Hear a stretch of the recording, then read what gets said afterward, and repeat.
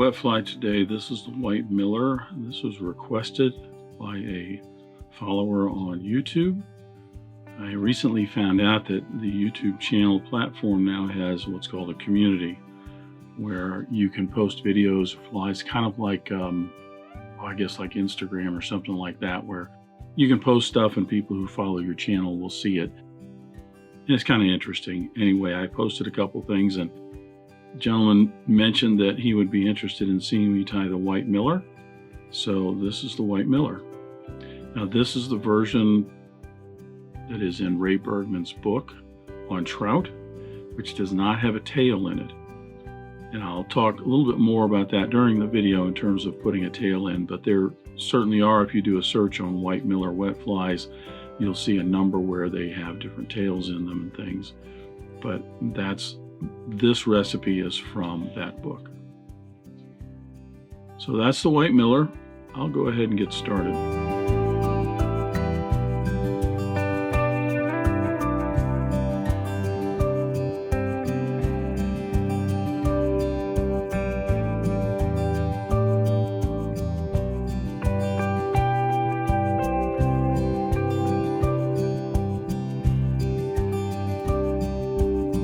White miller, I'm going to use a larger size, $33.99. This is a size 4. So some of our materials will change depending on the size of the hook and the fly that you're going to tie up. Now, as the name implies, it's a white fly, so because of the floss body, I'm going to start with a white thread. I will end up with a black thread for the head of the fly. Attach my thread, and I'm going to run this all the way down the hook shank, which is going to be past the point of the hook, maybe about halfway between the point of the hook and the barb. Speaking of which, I'm going to go ahead and debarb the hook.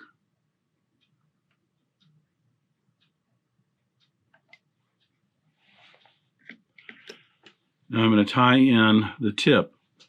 The white miller, according to the recipe in Ray Bergman's trout, does not have a tail on it. And that's the recipe that I'm going to tie up today. But this also has another advantage, because I'm going to show you a different way of applying the tip and the rib basically in one application, when there is no tail on the fly. Last week I did a fly called the Barrington that also did not have a tail, and I showed you another technique. It just depends on which you prefer, but there's another technique for applying the tip and then setting up the same piece of tinsel for the rib. This is a silver tip and rib on this, so I'm going to tie this with the gold side up. I'm going to bring this in and bring the end of the tinsel just almost to the thread. I'm going to wrap this in, working my way down the hook shank, about 10 to 12 wraps, the length of my tip, which is going to put me just past the barb of the hook. And then I'm going to advance my thread back forward up to where I tied it in, and then I'm going to leave that for now. The body on the white miller is a white floss. I'm using a Danville 4-strand rayon in white. And I'm going to use all 4 strands on this because it is a larger body. If I were going up to, say, a size 2, or if I did want a little bit fuller body, I would actually add a couple more strands to this so that I'd end up with a little bit fuller body. I'm going to pull that, wrap that in, and then I'm going to pull that so that the ends are just inside the body. If you don't want to do that, by the way, you can just bring this in, secure it, and then just trim this down the length of the body. That might be a little bit easier.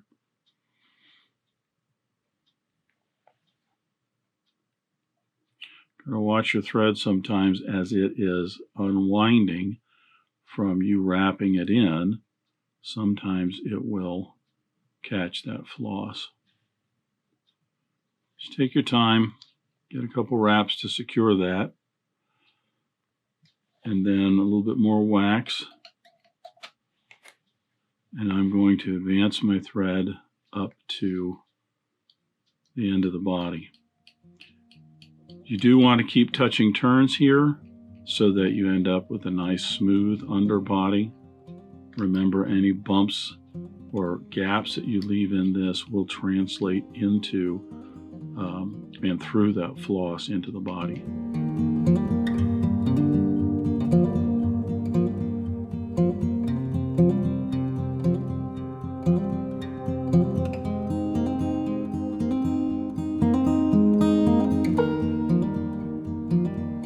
Leaving my thread about an eye length behind the eye of the hook, I'm now going to apply the floss body, and then because I have no tail on the back here, I can apply the tinsel for the tip, and when the tip is formed at the end of the body, then I just open the wraps up to give me the 5 wraps for the ribbing.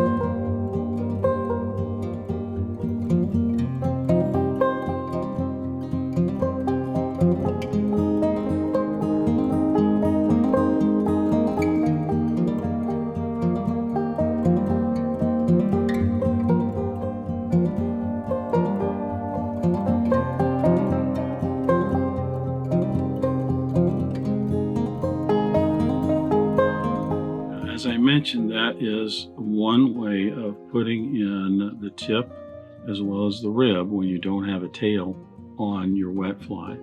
Take a look at the video for the Barrington, and it shows a little bit different way of doing that, maybe a little bit more secure way.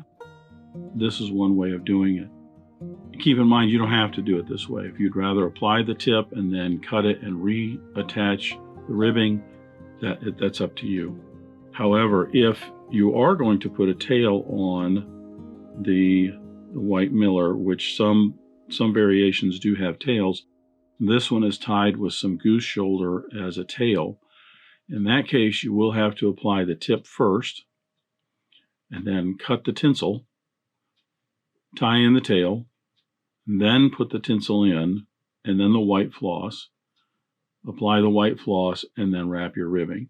So that if you're doing a tail. But a number of wet flies don't have tails on it, and this is just kind of a quick and easy way of getting all of that done. Advance my thread up to behind the eye, and now I'm going to change over my thread to my black thread.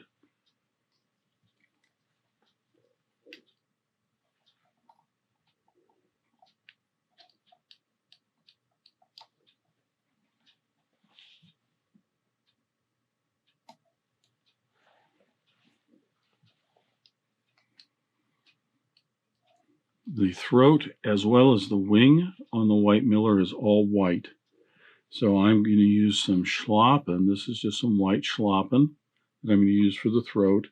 And for the wing, I'm going to use some Goose Quill. So my Schlappen, I'm going to just take probably about 1/4 of an inch, 3/8 of an inch wide little slip here.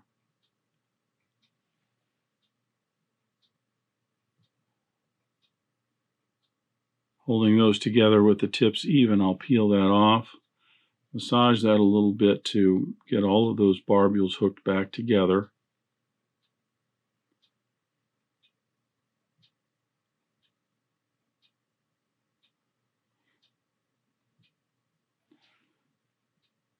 There's my left side. Here's my right side. I had mentioned in the video on the Barrington that there's a supplemental video on working with peacock herl. And in that video, I talk about steaming feathers. If you have some Schlappen feathers or something that are not broken but just aren't coming together well, or they're twisted a little bit, you can also, I think, this little spot right here, you can see I've got a little bit of a twist right in there. You can steam these as well to work out those little imperfections to get them just a little bit smoother. They're fishing flies. I don't think it's that critical. I think it's mostly, critical that you have the throat in there. But if you're tying these to show or anything like that or give away, and you want them to be just right, that's one technique. Place the throat underneath, a little pinch and loop. I should say pinch wrap. And a few wraps to secure it, and our throat is in.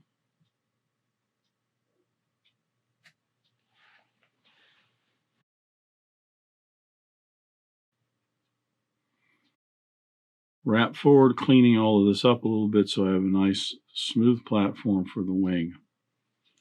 As I mentioned, the wing is going to be made out of goose quill. And the reason for that is if you're using duck, even the widest feathers, which are the primary flight feathers on the duck, the very bottom, you might find some barbs that are long enough for the wing on a number 4 hook. Generally, you're not going to. You're only going to get maybe 1 or 2 at most. So I switch over to a goose because I will get many more wings out of this quill than I will out of a duck. Keep that in mind if you're going to tie these in size 8s, 10s, 12s. Just go ahead and go to use a duck if you want. But I've got my right and left here. I'm going to clip these so that they're about the gap of the hook wide. And then I'm going to take my left off, get my right out. I'm going to match up the tips. See if I can't show you this. Oh, just wanting to flip around, match the tips up, and then I can peel off the other side. I want to double check that they are the same width. I may have them off a little bit, and I do. Flip this over and you'll be able to see the slip that is on my side is just a little bit wider. Again, probably not critical if you're going to be tying these for fishing, but I'm going to reach in with my bodkin and take out one slip. I should say one barb from my slip.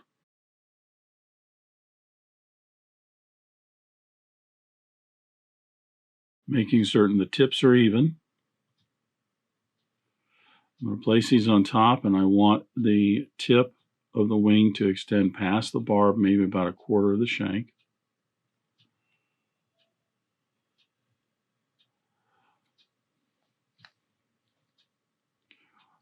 Pinch and loop. Another one to make certain it's in the right place. Yep. 3 or 4 wraps to secure it. And our wing is in.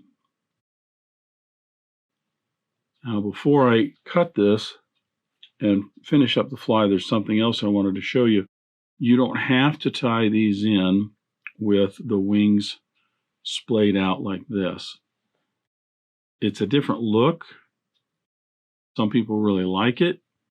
I think it adds a little bit of action in the water in terms of the natural spring on this. When you're not stripping this, or if the current's not flowing over it real hard, they're going to flare out just a little bit. However, if these aren't tied in just right, casting them and fishing them can cause them to spin in the air or in the water. So if it's easier for you, or you find you have better luck in terms of fishing the actual fly, then don't put these with the concave sides out. Put them facing each other. And what that does is it gives you a flatter wing.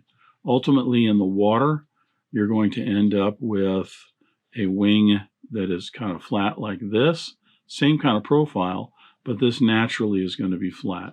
So you're going to have less issues with this spinning in the air or in the water. That's up to you. Try it both ways, whichever one you like. A lot of people like these right here because they're flared out and they look fancy. Now I'm going to trim away the excess.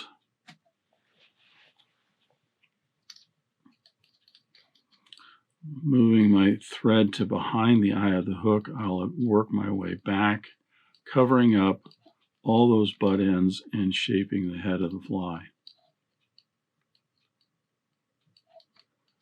It's not super critical you have every little spot of white covered, because I will be putting some black lacquer over this. I would just as soon leave those little spots right there and not bulk the head up too much. You'll see in just a moment when I get some head cement on there and then some black lacquer that those little spots will just disappear. It might even disappear when I flatten the thread like this to do the whip finish. Flattening the thread is going to kind of fill in the little cracks and everything, and quite often when I apply the whip finish, I will cover up any other spots like that because the thread is wide and broad as opposed to twisted up.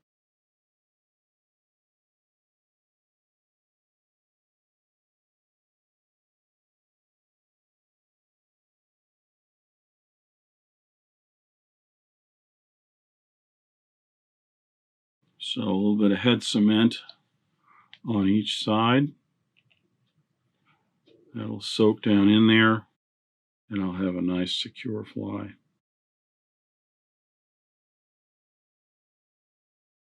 Now, one little strand of thread here that didn't cut but tore. This is where a pair of tweezers come in handy, because sometimes you get one barb that wants to stick out the wrong way, or one little nib of thread or something like that. A pair of tweezers are really handy to just reach in there, just grab that one little piece and break it out.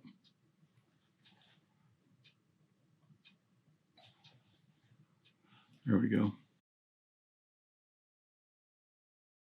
So in a moment I will get some lacquer on that, a couple of coats, and the white Mylar will be finished. As I mentioned, you can put a tail on these. The recipe in Bergman's book did not have a tail. However, like I said, this is made with goose shoulder.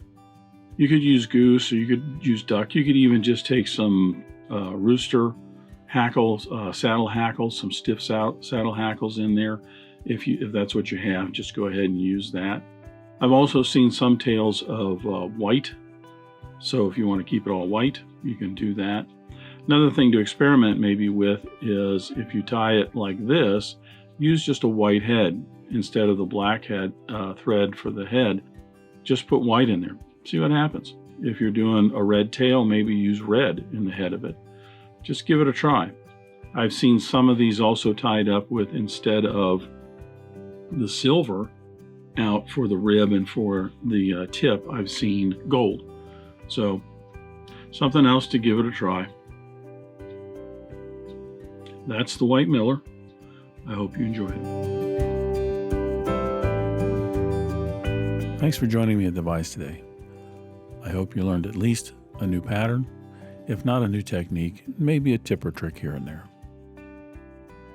If you have any questions about this fly or any of the techniques used in constructing this pattern, please leave them in the comments section down below.